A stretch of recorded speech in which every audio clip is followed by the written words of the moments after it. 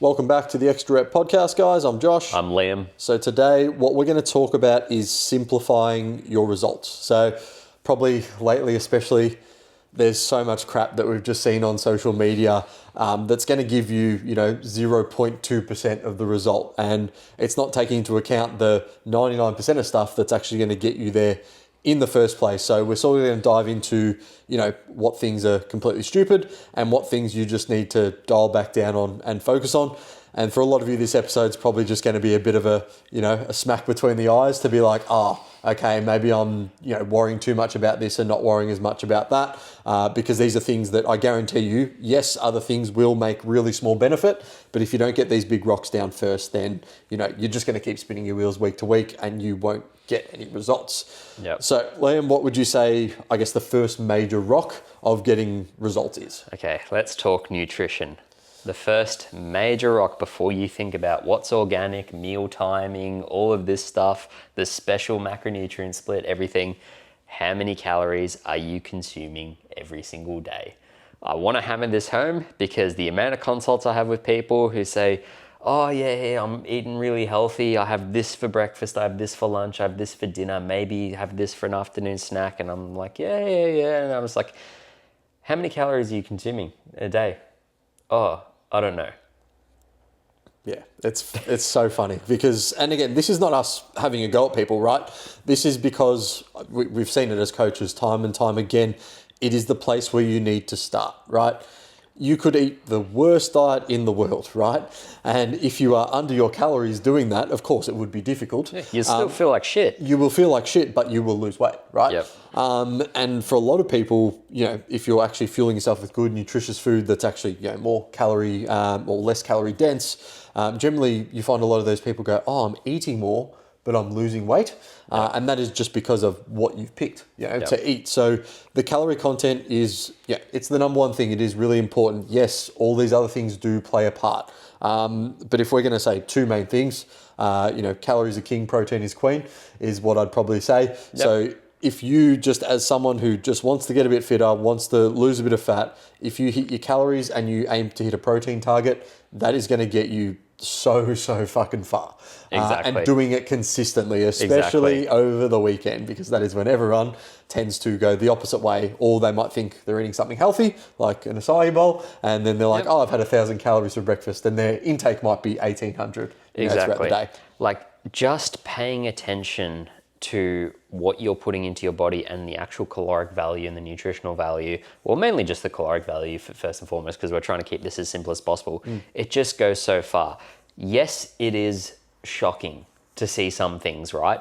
But, people go about like they tap their credit card all day and they don't want to check their bank statement. It's the exact same with eating. You eat all day, but you don't want to see how many calories you're consuming because sometimes the truth hurts. Yeah. And I think that's, and we've done it. We've been blind to it to be like, oh no, it was a bit over like this weekend or this day, but I'm just going to log in this, I thought banana bread was healthy because it was banana and fiber and exactly. It was 50 grams of sugar. And this is the thing though, like you don't know until you know. So I think, everyone needs to make these mistakes because if you don't make the mistakes in the first place, then, you're just going to keep spinning your wheels thinking like, oh, this is fine, that's fine. When obviously if you're not losing body fat, yes, there are underlying issues, but this is the first place you need to start, right? Yeah. In terms of looking better. If you can get to a point of controlling your calories, it doesn't need to be perfect. If you can even have a range of like, 1,800 to 2,000 calories, let's say, yep. And a certain amount of protein you get within, 10 to 20 grams of that. That's good. That's a great start if you can do that consistently. Yep. And that's the main thing that people struggle with is they're able to do it maybe Monday to Friday or maybe Monday to Thursday, but then as soon as it hits Friday at 3:00, it becomes a mindset issue, doesn't it, really? Yep. It's because you're so used to being like, I deserve something. I've had a big week. I've had to work or I've had to do X, Y, Z. Whereas if you just stuck to the plan, and even if you had one bad meal, write it off. Don't let that one bad meal turn into fucking the whole weekend of just I'll eat what I want and I'll start again on Monday, because so many people are stuck in that cycle and it's unfortunately going to get them absolutely nowhere. Yeah, I 100% agree. Next up, want to do training? Yeah, let's Yep. talk about training. I mean, look, there's much more we can talk about on nutrition, but we're trying to keep this as simple as possible because this is the thing. As coaches, we've been in the industry for 11, 10 years? And it's like we do know a lot, but that means a lot of that knowledge, people can get very confused when you preach a lot of things. It's like we're trying to just simplify and just make it as simple as possible, really. So with training, yes, you can do, my favorite full body split, high frequency. Yes, you can do a bro split. Yes, you can do high reps. Yes, you can do low reps. But what matters most? Are you getting stronger every time you go into the gym, or at least every week? Yeah. And I think, so many people, I still see it to this day. I was in the gym this morning. There would have been 20 people in there. I could see one person there tracking their weights. The rest of them just going machine to machine, doing whatever, doing the same stuff that I've seen them do for 12 months or beyond.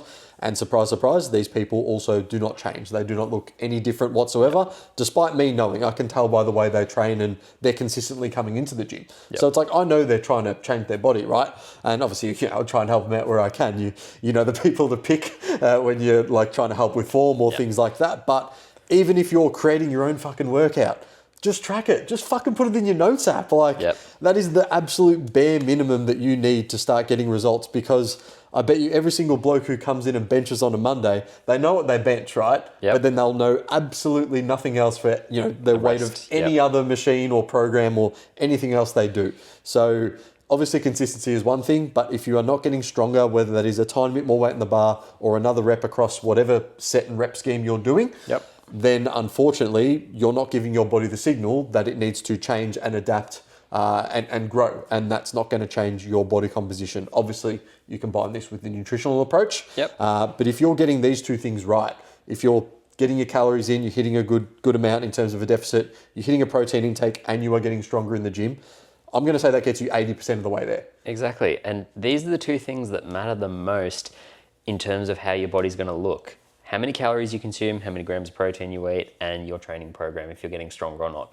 That will literally, for majority of people, 95% of the population will dictate your results.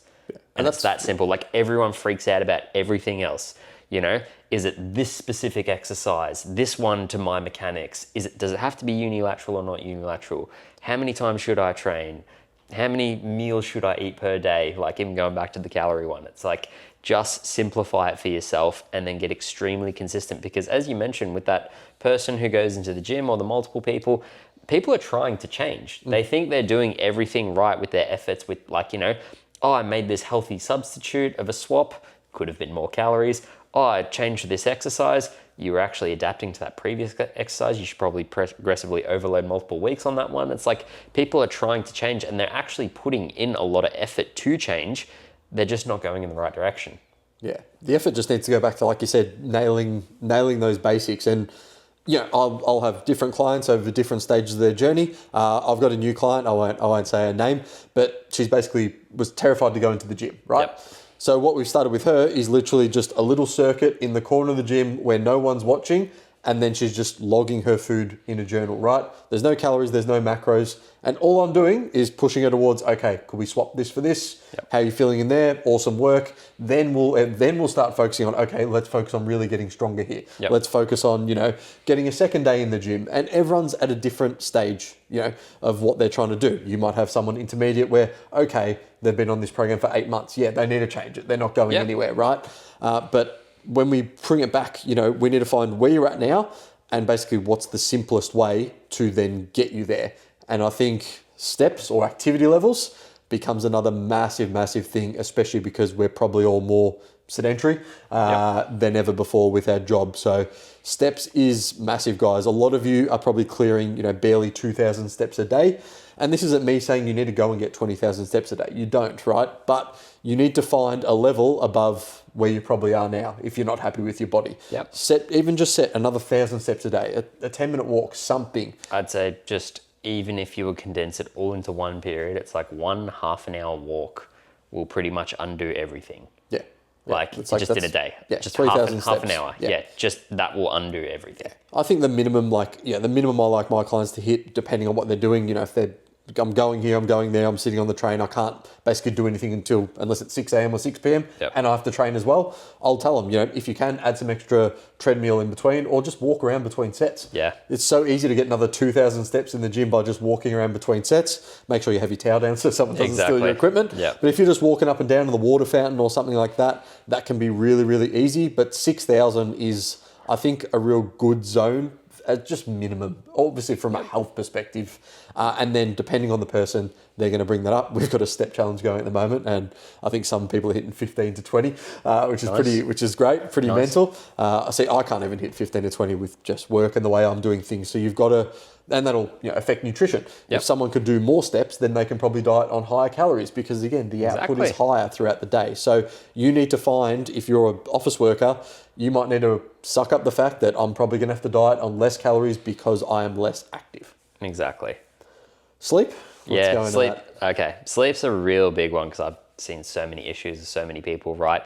But to simplify it in one step for people, because, it's very popular now. Everyone's listened to an Andrew Huberman clip or whatever, and that's not a knock on him, but everyone's like, I need to get my 10 minutes of sunlight. I need to have no alcohol. I need to not touch my phone for 3 hours and just all this stuff before and around bed. And it's like, just go to bed and wake up the same time every single day. Yes, maybe Sunday you can sleep in, but majority of people, if you just do that, your body will naturally set a circadian rhythm. And I think that, it's the problem with a lot of people. And of course, if you've got shift work or that, it is a bit of a different story. There are, some alternative strategies there, but that becomes a bit more advanced. Yes. Exactly. So just to simplify, like I said, you need to go to bed, wake up at the same time. And then it's just like bonus points for eating 2 to 3 hours before bed. So you're not trying to digest your food, sleeping in a cool, dark room, no noise, etc. Like getting off your phone a couple of hours before bed. Obviously, everyone probably knows that blue light, from the TV or your phone is going to inhibit melatonin, which means you're probably going to get a less rested or less quality of sleep. And the problem with less quality of sleep is then guess what happens? Your hunger hormones go up the next day. So your satiety hormones go down, your hunger hormones go up, and that's why you get to a point where if you're dieting but your sleep's getting really shit, that's the problem that's happening because it's becoming harder and harder because you're not looking after your sleep, and that indirectly will affect fat loss because you'll eventually binge, consume too many calories, and stay the exact same spot you are. There was actually a recent study in PubMed posted that if you sleep with a night lamp on, your insulin sensitivity decreases the next day. I did see that, yeah. Yeah, like insane. So pretty much you're becoming less tolerant to carbs and sugar and becoming a bit more diabetic just by having a light on in the same room that you sleep in. Because photosynthesis, right, with light in our eyes, the receptors, the brain, the pituitary gland, our nervous system trying to regulate, and God, I just went real sciencey then. We're trying to keep it simple, I know. But make sure you just sleep in a dark room and get that deep and restful sleep. Yeah. It really is as simple I needed to just say it as simple as that. But yes, we do know what we're talking about and there's some science. Yeah, it's funny because, again, things are going to happen, right? You need to enjoy your life. I get it. I'm not expecting you to be in bed at 8 p.m. every Saturday night. That's why right? I said 6 days, not every single day. Yeah. But again, even with that, it's like if you're doing that every single weekend, then it is going to throw your circadian rhythm out. If you're doing it every 3 or 4 weeks, you're fine. You'll get away with it. Yep. But it's just the more often you're going to fuck up that sleep cycle, the worse you're probably going to feel. And especially if you're looking to do something like diet, you're going to be hungrier, you're going to be more irritable, you're going to probably burn less body fat. I've mentioned this study before, but people sleeping 8 hours to 5 hours, they lost the same amount of weight on the scale, but their body composition was wildly different, and the 5-hour people actually lost muscle. And that was doing protein, calories, training, all exactly the same. So it is something that is really important, guys. You spend a third of your life sleeping. Start acting like it, start acting like, you should be taking it really seriously. Prioritize it and you'll live a long and healthy life. I reckon the next one to go into is actually how to know if you should eliminate certain foods from your diet or not. Specifically because I deal with a lot of clients with autoimmune conditions and gut health and stuff. And so many people have like a digestive or a gut health issue and they don't even know about it, right? But it's so simple, right? Because a lot of people, they usually eat around the same 10 meals throughout the week, right? Yep. Just pay attention 5 to 10 minutes and see how you feel after. Your mood, are you a little bit gassy? Are you a little bit bloated? Do you feel fine? All these are the signs of just paying attention to how after you eat. And look, if it's like a multi-layered thing, like let's say if you ate bread, eggs, and maybe a bit of whatever sauce in the morning, right? Let's say that made you gassy. Try and have just eggs in the sauce. Okay, still gassy. All right, it wasn't the bread was an issue. Remove the sauce. Nah, still not an issue. Okay, got to remove the eggs. Yeah. And then it's like, okay, I'm a bit intolerant to that. But the gut microbiome is amazing, right? It regulates pretty much every 7 days, some up to like 28 days. So if you're intolerant to a food, say like it could be banana or it could be egg whites, you remove that for 4 weeks and add it back in majority of the time. And I say majority because it depends if you've got an underlying pathogen issue or anything like that. I would say 90% of the time for most people, they can tolerate it again. Like milk's a really big one, right? Everyone loves to demonize milk. But if you slowly add in certain, like say lactase enzymes or actually just small amounts of milk, because you don't actually have the enzymes to break it down, your body will start naturally producing them. Yeah, it's really interesting. Like, and again, yeah, really simplified there. That was. Well, but like let's simplify it to the simplifying thing is just pay attention to how you feel after you eat something. Yeah. There you go. And the only thing I'd add to that is chew your fucking food as well. So many people are inhaling their food and they're like, I'm getting digestive issues. If you chewed your food, took your time, 20 to 30 chews before you swallowed, see how you felt 5-10 minutes after. And I'm going to add one more in, which is the last thing we're going to talk about, hydration. That is going to get you so far. So hydration wise, obviously we know water, electrolytes, etc. Obviously we need to know, right, we need to have electrolytes, right? But for most people, just to start with, they're not drinking enough fucking water, right? 2 to 3 liters a day. I'm not going to harp on about that. You need it to live, right? Simple. Simplify that and you're probably going to have enough sodium. Ideally, if you can get some electrolytes while you train potentially, or some more rich leafy greens in your foods, avocado, etc., potassium, magnesium, that sort of stuff will help as well. Lean red meat, obviously very good as well. But yeah, these are all little things you can just start trying to make little swaps and little implements and bonus points for if you feel like something in your gut is like feels off. Can you swap that with something that you know is more nutritious, Or were you just dehydrated and you don't actually have the gut motility because you're not drinking enough water? Exactly. So even a glass of water 15 minutes before, glass of water 15 minutes after your meal, see how you feel. Because I feel for a lot of people when they say they're hungry as well, they're probably dehydrated. Yep. And then that goes through nutrition. It goes into the gym. Dehydrated, you're going to crave more salty foods, right? You're dehydrated, you're not going to be able to push as hard in the gym. Risk of injury goes higher. Exactly right. And it comes back to the last podcast in terms of risk and injury. So I think, guys, if we're going to really summarize this into our sort of key points, nutrition, know how many calories you're consuming and hit a protein goal. If you just worry about those two things, starting there, of course, there's more to it. Start there and then start improving your nutrition from there. Yep. From there, we've got training. I don't care what fucking program you have. I don't care how many times you're going. I don't care what exercises you're doing. Track them and get stronger, whether that's another rep, another set, a little bit more weight every single week. From there, where do we go to? Sleep. Yep. Sleep, 8 hours. Again, cool, dark room. Make sure it's quiet. Get your 8 hours and trying to sleep and wake at roughly the same time. Yep. Then food log. How do you actually feel after you eat something? Just pay attention to it. It's not hard. Just a little bit of mindfulness. Because when people eat right, what are they doing? They're watching YouTube or they're on their phone or anything, so they don't even think about how they feel. Yeah. But they notice maybe they're a bit gassy or bloated or whatever. It's like, just pay attention. Mm-hmm. And water. Water. Hydration. I'll give you one for water, just my tip. The second you wake up, you're dehydrated. Yeah. Just drink 300 mils, 500 mils first thing on an empty stomach. And that'll actually get things going for the rest of the day. And actually you'll crave more water throughout the day. That's my tip for that one because I didn't give one. Yeah, no, I think that's really good. Yeah. So guys, we've simplified it. 5 key things you just need to focus on if you want to simplify your results. So I can guarantee you that will start getting you where you want to go.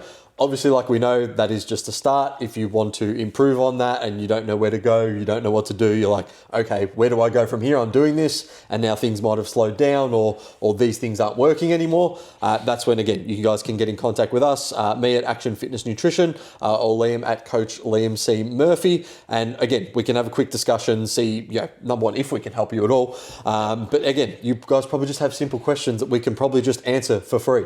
So if you aren't following our Instagram, strongly recommend recommend it. We're just free sources of information that you can use all the time. I'll jump in on that one. I had a mate who messaged me. He's like, hey man, it's like, do you have a preferred pre-workout? I literally just replied and said, black coffee. Yeah. And he sent me a photo later of him having one. And it's like, it's that simple, right? Yeah. And it's, Again, our job is to simplify things as much as we can. And if there's something deeper, then it's like, okay, we might need to look into this X, Y, Z if you've got different goals. But that is exactly how to simplify your results, guys. Make sure, if not, you are subscribed to the podcast. We've got plenty more coming. I think we're on episode 32 now. 34. Or maybe 30, who knows? I think it's 32. This one's 33. Well, we record a few of them at a time, so yeah. I think this one's 33. But anyway, we'll be on the road to 50, 100, and we'll keep doing them. So I hope you guys have had fun. Again, if you can please share this podcast as well. It actually really helps us. We're starting to get a lot more downloads lately, so a lot of you getting on it. So please share it with family, friends, Instagram, Facebook, tag us at the Extra Rep Podcast. But until next time, guys, we'll see you in the next episode. See you guys.